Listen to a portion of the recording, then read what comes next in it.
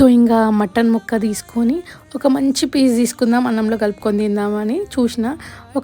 వేరే అన్ని బొక్కలు ఉండే, సో బొక్కలు లేని పీస్ ఒకటి తీసుకొని మంచిగా రైస్లో కొంచెం మిక్స్ చేసేసుకొని ఒక అనియన్ యాజ్ యూజువల్, అండ్ ఈరోజు మిర్చి కూడా మనకి బోనస్ లాగా ఉండే, ఆ మిర్చి కూడా పెట్టుకొని తిన్నా. టేస్ట్ అయితే మంచిగా ఉండే. తెలంగాణలో స్పైసీ ఎట్లుంటుంది మటన్ కర్రీ అట్లనే ఉండే అనమాట, టేస్టీ ఉండే. అండ్ ఇంకా మన ఫ్రెండ్స్ డిస్టర్బ్ చేస్తారు కదా యాజ్ యూజువల్, అట్లనే అయింది. తర్వాత ఈ రోటీతో మనం కొంచెం ఈ దమ్మాలు కూడా ట్రై చేద్దామని చూసిన, బాగానే ఉండే డీసెంట్గా. ఇంకా మన ఫేవరెట్ పార్ట్ గాజర్ కా హల్వా, అది కూడా తిన్నాం, అది కూడా టేస్ట్ బాగుండే అనమాట. ఇంకా ఈరోజు అన్నీ మంచిగా ఉండే, ఒక్కొక్కసారి అట్లనే అవుతుంది అనమాట, అన్నీ మంచిగా ఉన్నవే పెడతాడు, ఒక్కొక్క రోజు ఏం మంచిగా ఉండవు.